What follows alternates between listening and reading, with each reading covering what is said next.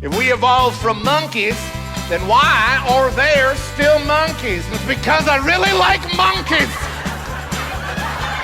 They're like you, but so much better. Hello and welcome to Beyond the Stage. I am Allie Lopiano Hasty, the social media manager here at Livermore Valley Arts, and I am with Chris Carter, our host and executive director. We invite you to tune in and listen today to God is a Scottish Drag Queen with Mike Delamont. He will be coming to the Bankhead Friday, March 8th at 7:30 p.m. So we had a really great chat with him today. What did you enjoy about it? Hey, Hallie. I really enjoyed talking. He's such a nice guy, first of all. And the amount of time he's put into this show over the years and really crafted this character, I don't know. I really liked that. I liked he was very kind and he had a good sense of humor. And he's Canadian. And so we talked a little bit about Canadian humor and Canadian imports and some that haven't made it that he thinks really should be in the States. So I really enjoyed it. Yeah, he made me laugh quite a bit, especially in a discussion of the Bible. And I really appreciate a artist who has done a lot of research.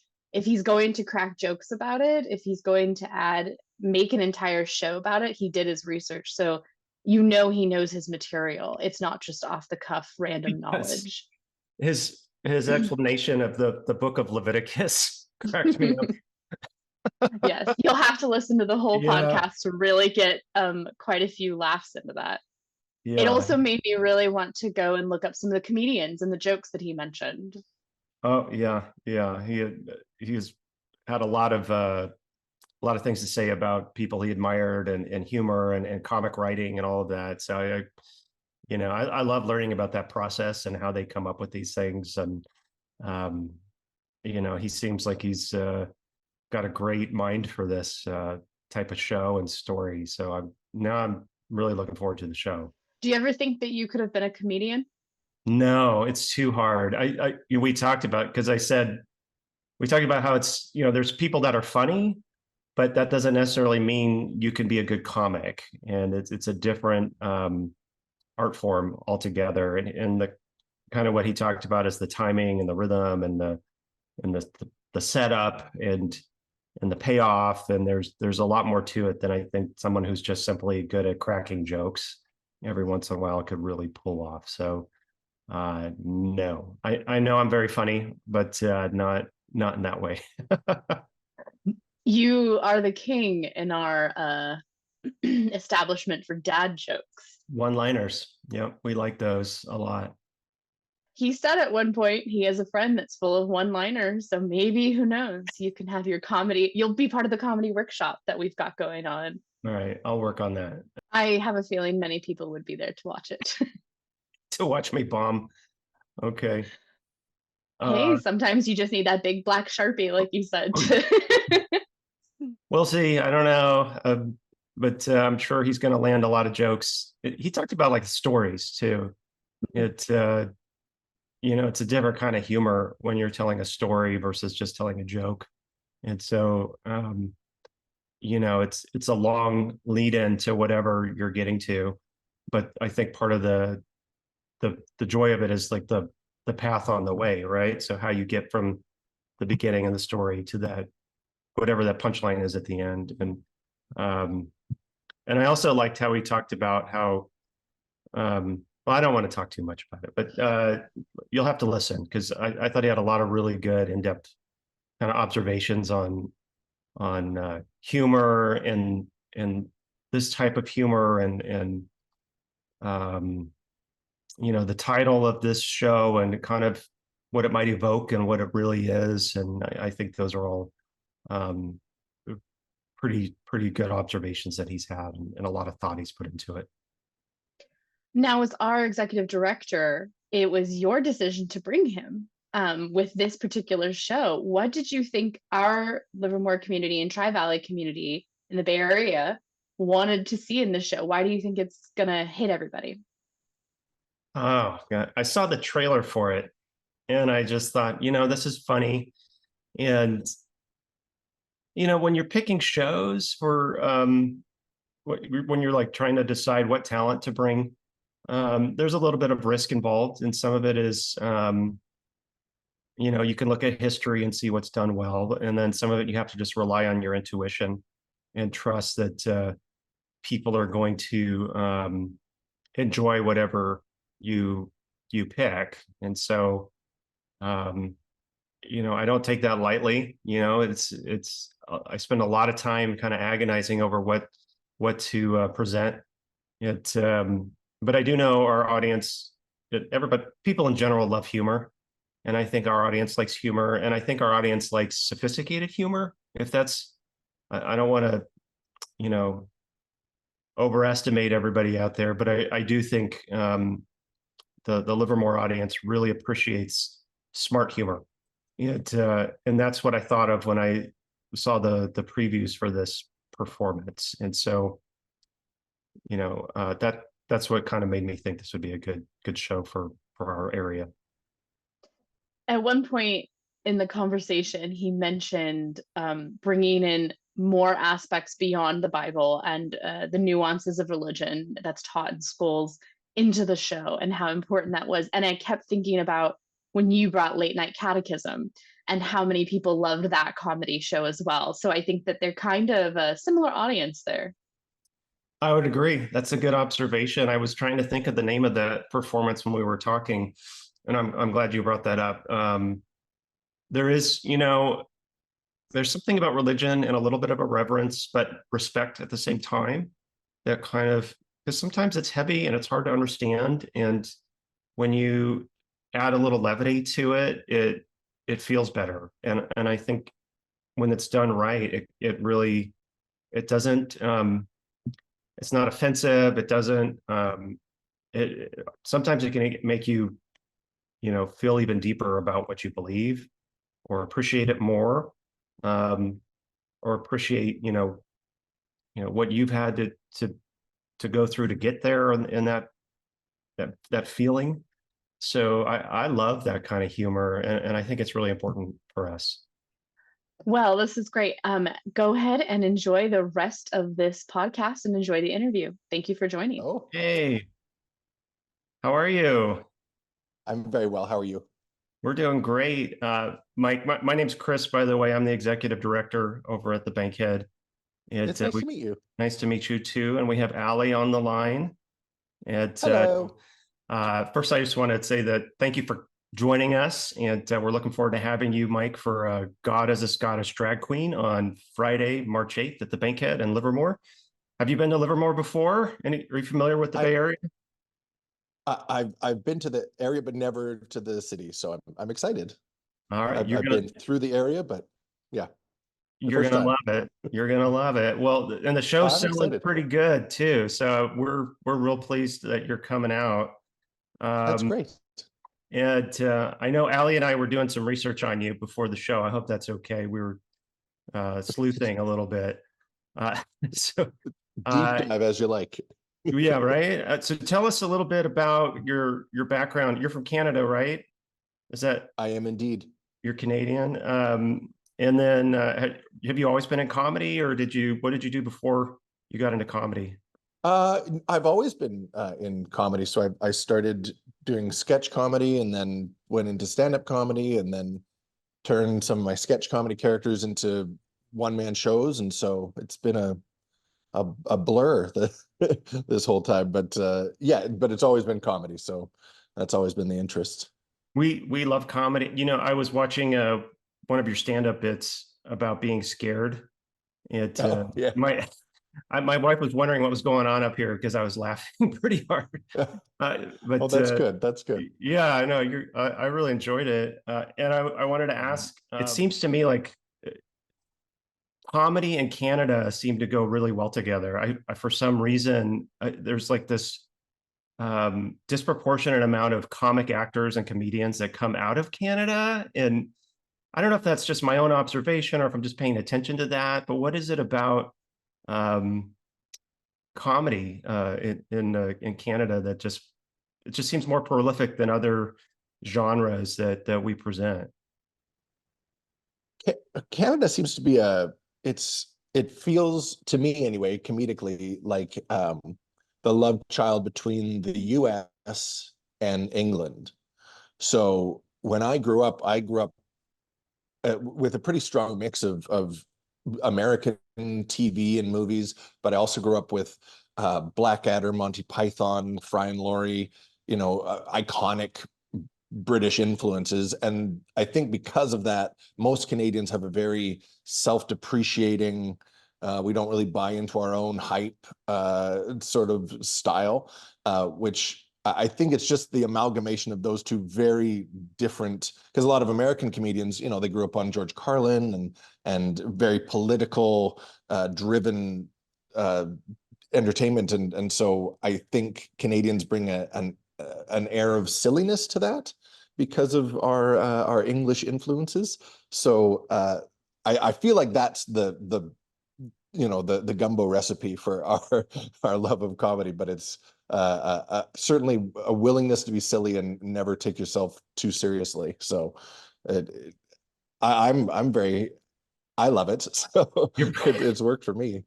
Do you ever find, like, when you come down to the States, like certain jokes translate better than others, or is it pretty universal? It's pretty universal. There's a few things that do better and even in certain markets, a larger cities, some jokes will do better. Smaller cities, different jokes do better. There's not really any so there's 4 shows in the series, 1, 2, and 3, and then a Christmas special. And in the second show, I used to joke about a Chesterfield, which in Canada and in the UK, that is a very common term for a sofa, like a love seat. And that's what you would call it. You'd sit on the Chesterfield and watch TV, but it is not an American word at all. I'm And glad you I was explained doing a that to show in me. Tampa. Exactly. There's a brand of cigarettes that Americans know as Chesterfields, but it's not that. And so I did an interview in Tampa, and they subtitled me when I said Chesterfield as couch. So I put that into the show because I thought that was funny, because I'd been telling that joke in the US for years and nobody ever told me. People just politely laughed. And I was so frustrated when I found out that nobody had been understanding that joke. So I had to fold the whole story in. So that was lost in translation, but the vast majority is pretty equal country to country. Okay, we're good at that. We don't want you to know that we don't understand you, so we're just gonna laugh anyway. So Yeah, it's a gentle kindness. So when tell people that you're a comedian, do they just like ask you to tell them a joke? Is that like kind of the Always. response? It is the constant, yes. Are you prepared for it? Do you have like things in the can, or do you just kind of, how do you respond? I'm not all of my humor, all my stand-up, all my shows, they're really long form story jokes. So, a friend of mine, he's not a one-liner comedian, but he's a 3-liner comedian. So I mean, in a 45-minute stand-up set, he'll do, I don't know, 150 jokes. And so when he practices in his room, he takes pictures in his hotel room of him with all of his recipe cards with all of his jokes on them, so he remembers what's what. And if I do a 45-minute show, that's maybe 6 jokes, so I go, oh, I tell the story about that, and I tell the story about that. So I don't have any one-liner quick what-offs. Well, I wish I did, but my brain doesn't work that way. So rarely do people say, tell me a joke, and then want to sit there for 12 minutes while I tell them a funny story about baboons. They start looking at their watch and everything. Yeah, exactly. Do they tell you jokes? Do they say, hey, I got something really funny for you that you could put in your show? Or do you get ideas from all the time? No, I don't. Well, I don't get ideas from people. Well, I get ideas from watching people and being around in the world, but the jokes that people want to tell me are usually, they're usually street jokes. So they've been around for much longer than I have. And they're usually, what's a kind word? Oh, forget it. They're usually very racist or a great deal of misogyny in them, because it's always old men that want to tell me the They think they're jokes. funny. So yes, so I don't want to use those jokes. So, but it's nice they've given me permission to use. They always say you can use that, and I say I don't want to. Well, we're friends with a lot of comedians, and I think it's funny how like there's a lot of people that think they're funny and they think they could do comedy, and they might be funny in real life, but then as soon as you're on the stage, it's such a different uh, animal. And so, do you want to? Yes. Do you have any like thoughts on that? And like, why it's how is it different? Like, why is it hard for someone who's just funny to be in real life to go on a stage and be a cop? Like, what's the difference? Well, I don't. There's so much manipulation that has to happen on stage. So there's setups and juxtapositions and there's I don't really think that I'm that funny like, at a party. I would much rather have somebody else take the I'm a professional extrovert. So I'm happy to be extroverted on a stage, and then I'm happy to go back to my little hole and not talk to people.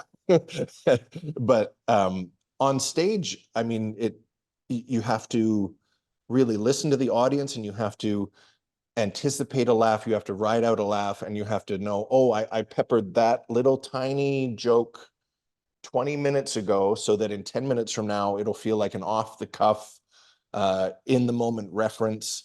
And you have to pick up your pace and you have to slow down. You really have to feel it out. And every single show I do, I have a clock, and I don't know how performers manage to perform without a clock. I don't even know what my show length would be without a clock. 10 minutes, 3 hours. I'd go either way too short or way too long. And, but you really have to be really present for it. And telling a joke at a party, it's not that. I think it's much easier to be funny at a water cooler than it is for 2.5 hours in front of 1,000 people. So Right? There's like yeah, a rhythm to it, right? yeah, and you can't let the audience know that that's what's happening. You can't let them know. You're just the duck quietly swimming on the water. They can't see your feet going crazy underneath. They just have to see the peaceful, quiet duck, But not losing its mind. you just reminded me. We had Kevin Nealon was at our theater on Friday night, and he Oh, nice. like 15 minutes in, he told this story, and it wasn't funny at all. And I was like, what? That felt pretty flat. And then at the very end of the show, he circled back to it, and everybody was rolling. And so it was Yeah. like you just said, um, the way you kind of time those out, and it's a lot more thoughtful, I think, than just telling jokes. So I don't know. That's how I interpret it. You have to have levels, I think. I think dynamics are really important for a show because you don't want to have the same style or the same tone over and over and over again. You want to have really high moments and low moments and quiet and loud, and give a, a bouquet of options, because otherwise people just tune out. You're just droning on. Now I'm assuming God as a Scottish drag queen is more scripted than maybe your own personal stand-up. But do you ever have moments where suddenly you want to bring in an observational joke, or you read the audience a little different and go, I think I may change something up and add this in and see what the reaction is, testing something new? Yeah. The show, all the God of Scottish drag queen shows, as well as my stand-up, are written in a way that I hope it feels enormously improvised. I hope it doesn't feel scripted. I hope that the audience leaves going, man, he didn't get to anything he was supposed to get to. It was all off the cuff, and I want it to feel that way. And if they come and see me a second time, they'll be horribly disappointed that it was all even the stuff that felt very improvised is quite scripted. But the nice thing about the show is that this particular show that's coming to you, it premiered in 2015, and then my wife and I write and direct the shows, and we redid the show for July of 2022, and we updated it. So we took about probably 45 minutes of material and really made it a much more, we really like the show. We liked it before, but it's much more updated now. You know, there's a few Justin Bieber jokes and things that didn't really land, but the show stays fresh. And so if there is something that is found in the moment, it's absolutely something I'll do. So there are, you know, because every once in a while you get some audience members that you don't anticipate, or that something weird happens, or, you know, yeah, so it is a show that certainly allows for that to be there. And I hope it feels fresh and new for everybody, because it certainly does for me. So What's your creative process? So like, how do you write? You just said you kind of work with your wife, but I'm always curious, like, how do people who are really creative come up with their ideas and translate them to paper and then eventually to a show like this? So what is your process? Do you go for walks? Do you just sit at home and like just start thinking about things, or you just wait for inspiration, or you keep a recorder near you all the time, or how do you do it? well, the development of the show has changed a lot over the years. The very first iteration of the character was in 2006, so almost 20 years ago. Oh, just feeling that in my bones. And then the very first one-act version of the show was 2011, and then the large theatrical version of the show was 2015. So it's changed. But when I started doing the character, it was in a monthly cabaret that I was a part of, called Atomic Vaudeville. And so the first time people saw the show had a through line, and that month it was a battle of the bands between Jesus and Satan for supremacy. They have a battle of the bands every 5,000 years. And I played Jesus's dad. It was a very secondary character. And the first time I came out, I had a fiery red wig and these big, thick Lady Gaga sunglasses, and same outfit that I would have for a few years, but I did an English accent, and it didn't bomb, but it wasn't good. The audience reaction wasn't there, and I couldn't figure it out. And so I went back to the drawing table and fiddled with a few things, and I came back the next day and I wore this black bob wig, and I switched out to these glasses. I wore them on the end of my nose, and I switched from an English accent to a Scottish accent, which instead of with the English accent, it felt very headmastery. It felt very mean-spirited. And with the Scottish accent, that mean-spiritedness, you knew that it was kind of jibey, and you knew that the character was in on the joke and wasn't taking it seriously. So it really relaxed the mean things that I was saying. And the audience really liked it. And so I decided to keep running with that character. So every month I'd come out and do a little 5-minute monologue as God. And so that went on and on and on for a few years. And then when I developed the show, it was just taking all those monologues and putting them into a one-act show, which was lumpier than I would have liked it to have been. And so once I had done that and it was successful enough that I started to look into doing sequels, it was, well, what else do I want to say? And how do I complete that joke? And in the newest version of the show that we just did for the third show, my wife and I, we'd like to talk about themes, and a theme that we wanted to talk about was death. And so she said, I have this idea about this bit. She said, I don't know if it's going to be funny or weird, or if the audience will like it. And so she had these bits, and so I added a little bit to it, and then some of it worked. So we took that and we moved it around, and we get it up in front of an audience. I always do the show. I do a 1-hour version of new material every year. And we tell audiences know that they're coming to see a weird, tiny show in an 80-seat theater. And it always says, you know, the show might be crap. I'm sorry. You give them a warning. Yeah. And there's a music stand with pages and pages and pages of notes. And I have Sharpies of different colors. And I play the character and I do the joke. And usually, even if a joke bombs, the bombing of the joke can be quite funny, because we're all experiencing it for the first time. So the audience really likes when the black Sharpie comes out and gets a nice big X. And sometimes you tell a joke and you go, well, why didn't that work? And then you hear the recording back and you go, oh, because I missed a word. Or so it's the style of writing the show has changed a lot. It was very monologue-y and then just compiling that. And now it's writing to a theme, and we really work together on it and then get it up on its feet, and then you cut back. So what we bring to the stage in the workshops is much bigger, way fatter than we want it to be, and then we trim off what doesn't work. And so it's a little bit of a trial by fire, which is nice because it sparks my improv style. So but the writing has changed over the years, but it's now, I think we found a groove. That's awesome. And it's fascinating to me. Like, when did you say you started the show? 2000, or the character 2010? 2006. 2000. So you were what, 15 at the time? 16? I was an infant. I was I was You're in 10. utero.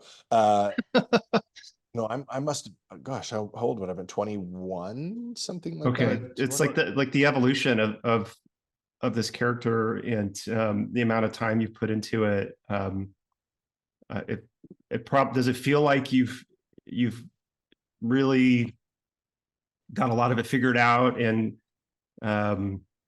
it's like a really full character and a full show, and it just, it seems like you put a lot of time into it. Well, so the reason we updated the show was because my writing style had changed, the character had changed, and now it's really lovely to be able to talk about really heavy issues through the filter of comedy. It's why most people get their news from the monologues of late night TV show hosts now. It's why The Daily Show has always done so well. It's a kind of a soothing balm for talking about really heavy, big things. And so the characters developed to be something that I'm very proud of, and because it all kind of happened accidentally and very organically, how the character came about. So words have power, and so writing a show like this that will be a welcoming and safe space for LGBTQ folks, and specifically transgendered folks, and the marginalized groups, and that something I'm not a religious person at all, and we just took the show to Salt Lake City, Utah, and we had a great time, and lots of people came out, which I was shocked by, since we were in the shadow of their big church. And but it was fascinating. I got to meet a lot of folks in the Mormon church who many who are a part of the LGBTQ community, who struggle with the fact that they are gay and they love their God, and the only thing in between them and their God is a church that doesn't really like that they're gay. And so I think for a lot of people, having a God that leans to a friendly LGBTQ world and says you're okay and you're loved and you're safe, and what a silly world this is. That has been something beautiful, because we do have people, the title scares people. It feels that they worry there's going to be this big blasphemous tearing down of religion, and I always tell people that if you think about the show, that the character of God in the show is the comedian. God isn't the punchline. It's Star Wars and Adam and Eve and all these silly things. And my wife's aunt was a missionary in their church for 40 years. And she came to see the show, and I was very nervous when she came, because she's in it. And I thought, well, I don't know how she'll do, but I looked down in the middle of the second act, and she was on the aisle a few rows back, and she's just crying, laughing. Because the nice part about it is that if you've never been inside a church at all, you'll have a great time. But if you went to Sunday school, or if you grew up in a religious household at all, the deep cuts that you will enjoy are it's like watching Shrek. You know, kids enjoy all the colors and the jokes, but the adults get the adult jokes. So it has that feel to it. So it's become something to be I'm very proud of, which is lovely. I never thought that would be what I'd be doing with my life, this fun little show. So it's become a lovely thing to do. Yeah, I'm really glad you said that. And something I was going to ask you was, how do you respond to people that if they're, like you said, the title might be scary, or if they're critical of that. We live in a weird time right now.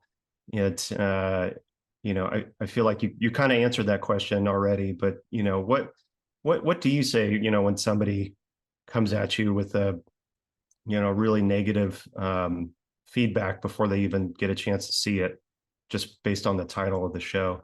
Yeah, I mean, the nice thing about the title is that it does scare people away. There are some people that get the friendly fire that I think would really enjoy the show, but it's a somewhat aggressive title. But the nice thing is that anybody who's buying a ticket to see God as a Scottish drag queen, I mean, they're giving you a certain level of trust. I mean, Yeah. they're sipping the Kool-Aid before they get in the seat. So there are people who are upset about the title, and a lot of those folks weren't going to come see the show anyway. I've had some people say some horrible things too, especially online. If we run ads in very big markets, and so people who weren't going to see the show are seeing your ads. And the problem with that is that when they engage with an ad, the algorithms just go, oh, this person likes the ad, and so they see it over and over and over again. So I feel bad for anybody who goes, I don't want to see this. But the nice thing is That's that good because advice there are for so people. many shows. Exactly. Just you'll be fine. Don't respond if you don't like it. Exactly. You can change the channel. It's fine. But the nice thing about it is that we've been to towns that are quite conservative. And so when the first show, because people don't know what the first show is going to be, there's a lot of, I have no idea. And they find the little clips online and they go, oh, I like that. Or they see the ads and they go, okay, seems interesting. Or they just take a risk.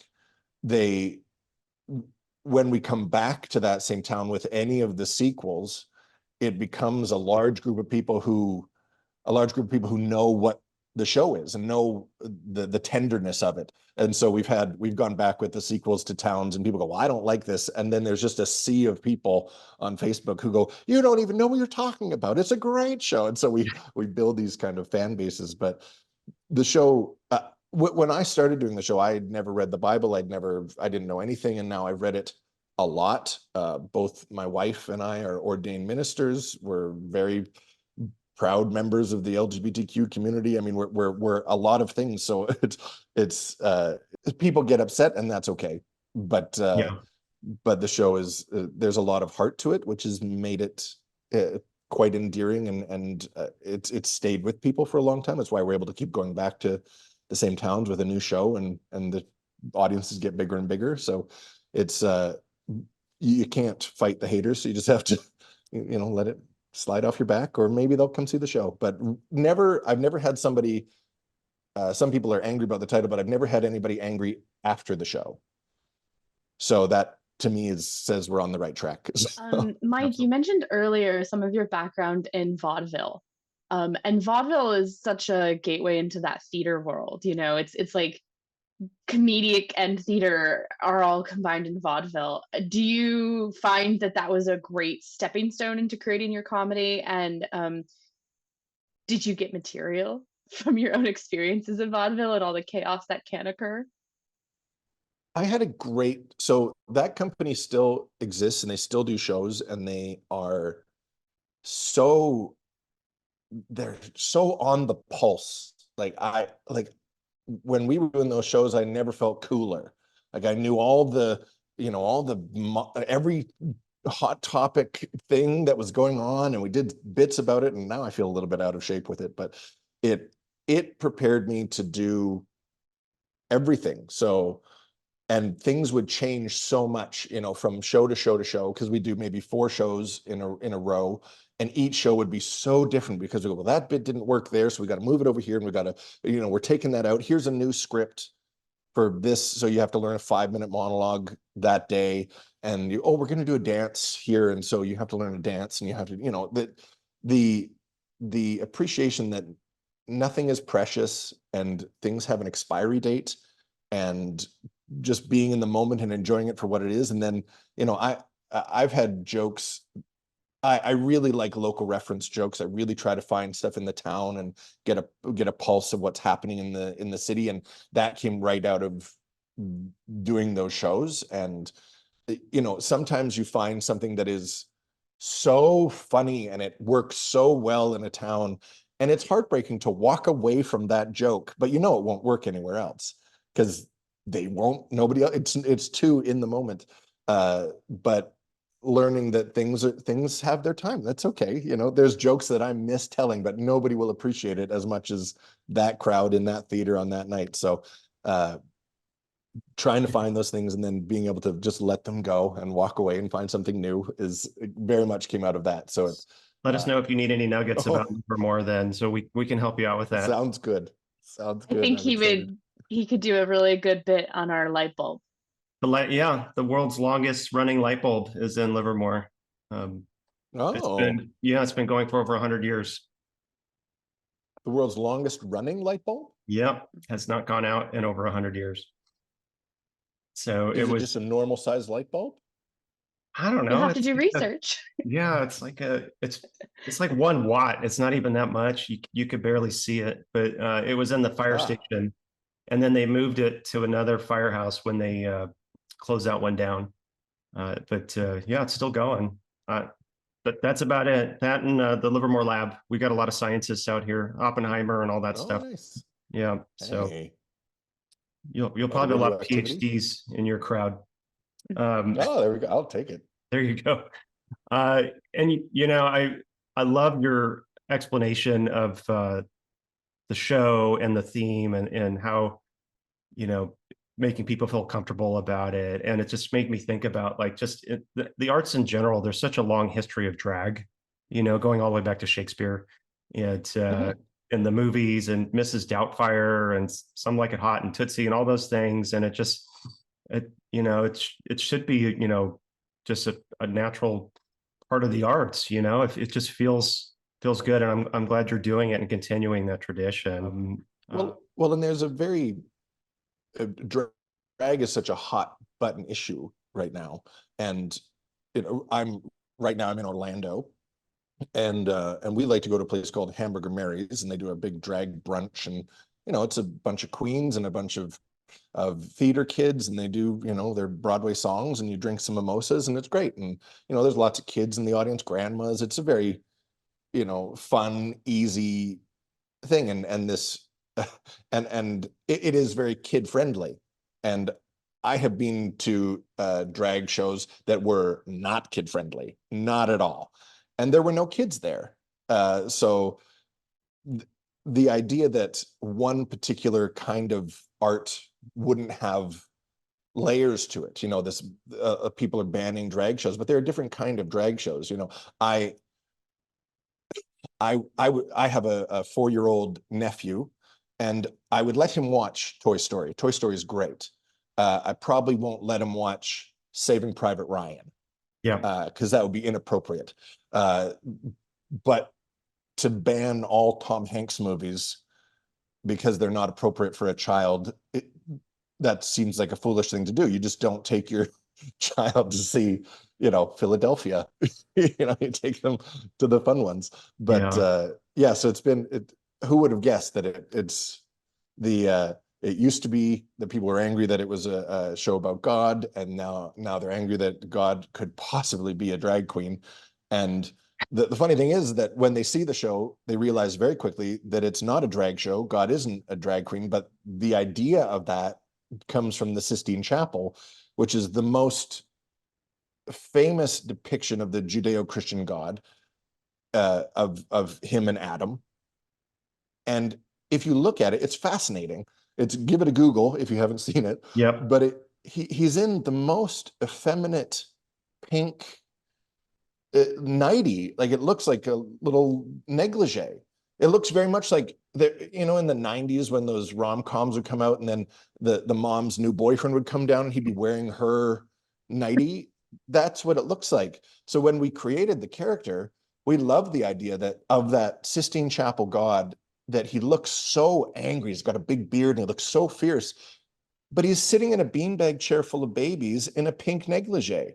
And nobody says anything about that. No one has any issue with the most iconic depiction of God. And so it talks about that and what drag is in the idea of masculinity, because very, very traditionally masculine cultures wore quite effeminate clothing. The Greeks wore togas and the Scots wore kilts, and Roman soldiers wore a pleated leather skirt into battle.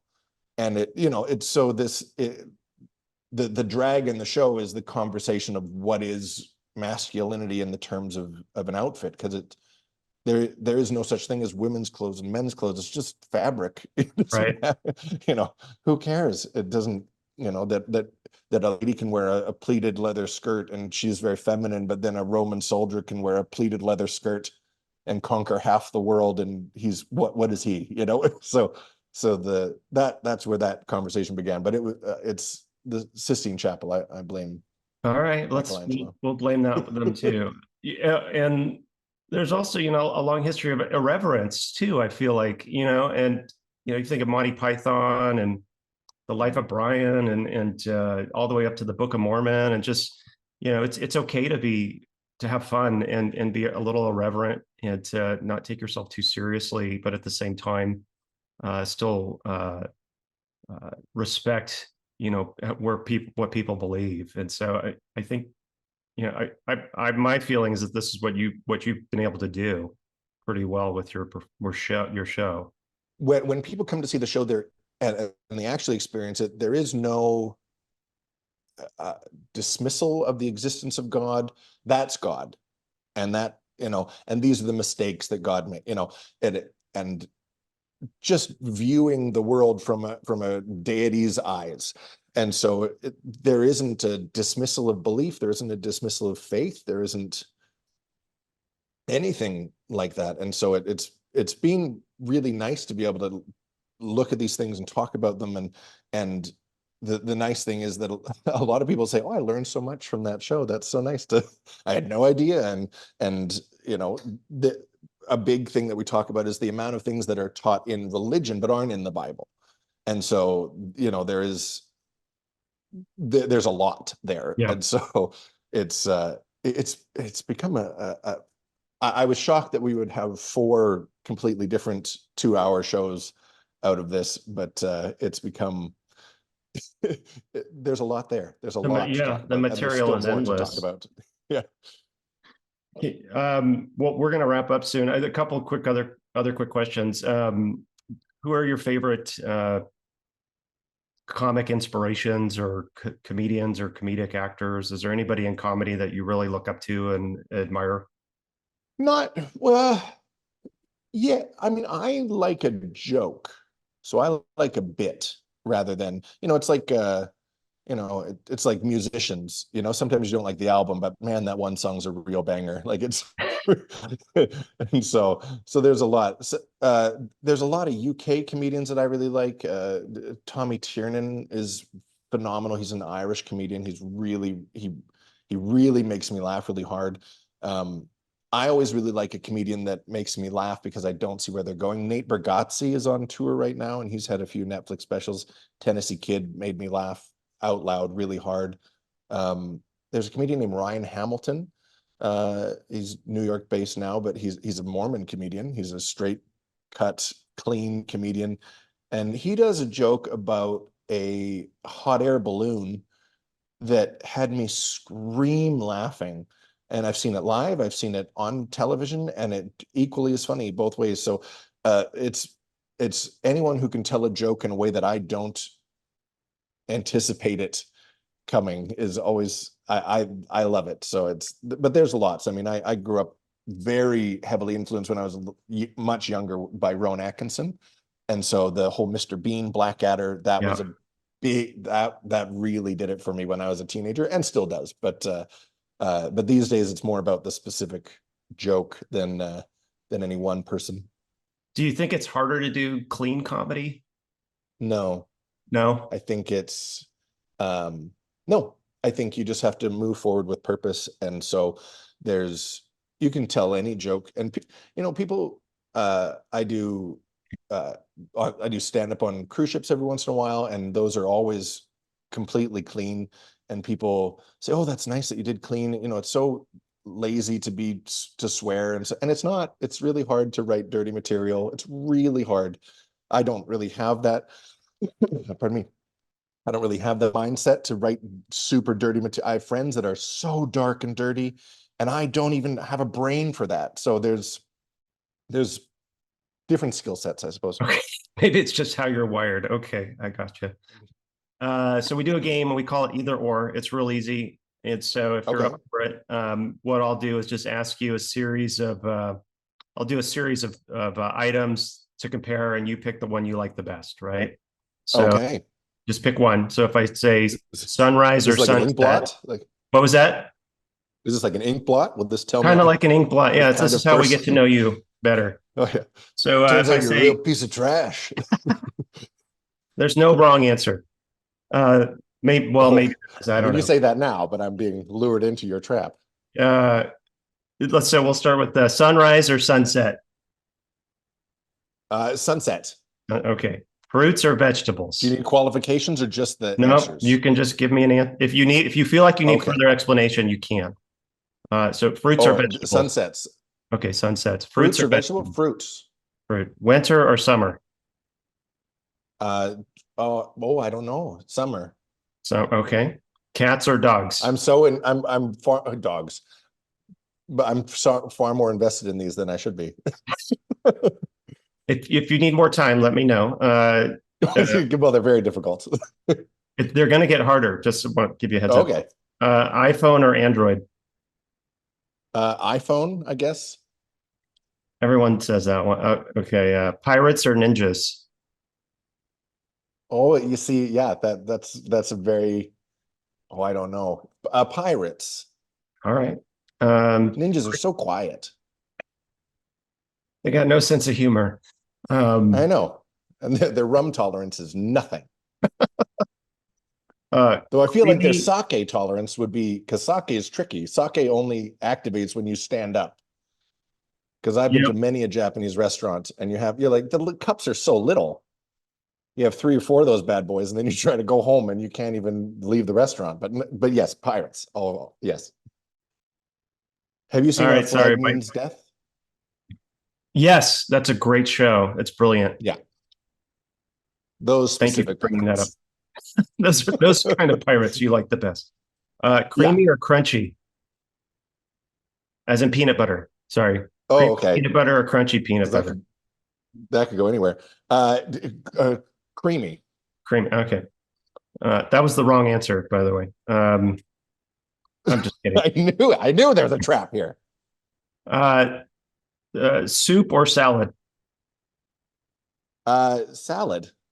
Okay. Star Wars or Star Trek? You can only have soup when it's Star Wars, but you can only have soup when it's hot, I think. And salads, you could have a salad on a cold day. Yeah, there you go.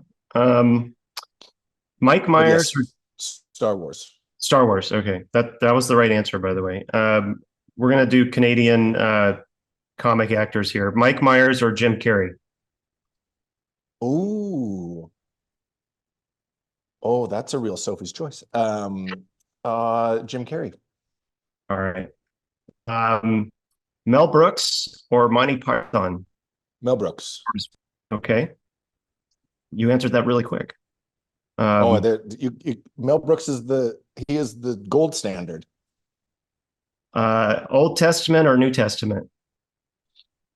For what? I mean, for violence. I mean, that Old Testament. I mean, that's got like, whew, there's some good stuff in there for filling plot holes and pretending the other one doesn't exist. New Testament, but I mean, it's all good. I think they'd all be better with a bigger font. I think that's where a lot of miseducation happens, is the fact Right. that you need a jeweler's loop to read most of it. And thicker pages too. Yeah. Um, Yeah. They don't make paper like that anymore no. for any other books. Just tissue paper, one ply. Right. You can, yeah. Just torque one ply. Well, don't wait. That sounds, don't use it as one ply. No, you it won't work. use 2 or 3 pages at least. I mean, you can use all of Leviticus. The rest of the Bible's great. Leviticus. Leviticus. Okay. Leviticus is the do's and don'ts of the Bible. It is your Apple terms of service. Just skip it. It's the Just contract. eat your shellfish and live your life. Just be nice to people. Just and check have yes some if you salmon. agree. Okay. Mhm. I'm sticking with the same theme here. St. Peter or St. Paul?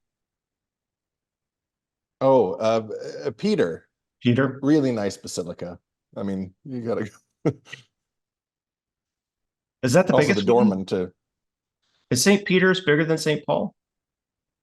I don't know. Is I it? think- I don't know. I think St. Peter's, that's the one in Rome, right? Yeah. Okay. I think that's the biggest. So You could this Google is it and get some weird ads. it's Morgan Freeman as God or George Burns? Oh, Morgan Freeman. Okay. George Burns is a classic, but Morgan Freeman can do no wrong except for all the wrong things he's done. Fair enough. Shawshank earned him a lot of brownie points. That was a great movie. Yeah. So now I'm gonna do a little Canadian either or here. And I don't know either of these. So poutine or butter tarts? Oh, those are well, they're so different. Poutine, I guess. All right. Is that like the national food of Canada? Poutine? It should be. Should I mean, be. it's great. Which honestly, it's one of the most of the Canadian things I'm surprised aren't bigger in America. I mean, poutine it's a staple. It's fries, beef gravy, and cheese curds, not any other kind of cheese. You need that squeaky. I mean, in Vermont's doing cheese curds, so it's got, it's there. I saw a place that did poutine and they did like a queso cheese sauce, and that's not poutine. That's delicious. It's its own thing. Go ahead, but that's not. Okay. And butter tarts are great. I don't know why they're not. They're like it's like a pecan pie, like it's a brown sugar tart. Well, we're gonna have to try both of the. I was in Calgary last year and I had poutine for the first time. Hey. You're right. It was good. I liked it. It's great. Yeah, it should be more popular. I'll I try can it bring you again. some things. Oh, They have a great poutine at Sons of Liberty, right across the street from the Bankhead. Okay, there we go. No. So well, we can go and find out if it's a great poutine. if you're craving taste at home, Mike, when you're here in Livermore, we know where to take you now. Sounds good. I'm surprised there are a few Canadian things that do not exist in America, and it's shocking to me. Like what? Like candy. We have ketchup flavored chips, which has not become a dill pickle is just started. It's just starting to rear its head in America. We've had it for decades. Yeah. Yeah, I don't know why. Yeah, ketchup chips are really big. We have Smarties, but you guys don't. You have a different. Your Smarties we call rockets. Okay. Like those little chalky. Yeah. Those chalky candies. discs. Yep. Yeah, we call those rockets, and our Smarties are like an M&M. All right. Well, I know. I'm learning so much today. Thank you for coming to my TED Talk. Sure, anytime. So now we're going to go to Scotland because you are a Scottish drag queen. So Scotch eggs or haggis? Haggis. Haggis. All right. You see, that was easy. And now we're going to go between the two. So Canadian whiskey or Scotch? Well, I mean, they're Scotch, I guess. I don't really like Canadian whiskey. I don't like rye. It's Fair rye. enough. My last one, Livermore, California on March 8th or anywhere else in the world that night. And by the way, you're coming I to mean, Livermore on March 8th. I mean, I heard there was poutine, so I mean that really tips the scales. So all There you right, go. Livermore on the 8th sounds like a All right. plan. Thank you. Well, thanks, Mike. Really appreciate your time. And I you're appreciate your time. I like all your guitars. Oh, thank you. That's my that's a little bit of a problem I have, but I'm working on it. I got a little bit too many, but That's okay. And you have 5 Livermore light bulbs right behind your head as well. So I mean, it's nice that it's more of a shrine to that one light bulb. exactly. Well, we're looking forward to seeing you in Livermore on March 8th. It's going to be a great show. It's selling really well, by the way. So I think you're going to have a really good time. So thank you again. Excellent. I'm Yeah. excited for it. So we'll have fun. We're going to let you go Thank now. you. Thanks, Very Mike. nice to meet you. Nice to meet you too. Nice to meet both of you. Thanks for hanging out. All right. Thank you. Awesome. Take care. Thanks so much, guys. I appreciate you. All right. Bye. Alrighty, thank you very much. I hope you all enjoyed that interview. We hope that you join us on March 8th at 8 p.m. at the Bankhead for Mike Delamont and God is a Scottish Drag Queen. You can get tickets at livermorearts.org or call our box office at 925-373-6800. Thank you. Thank you, Chris. Bye. Yep. Thank you. Bye.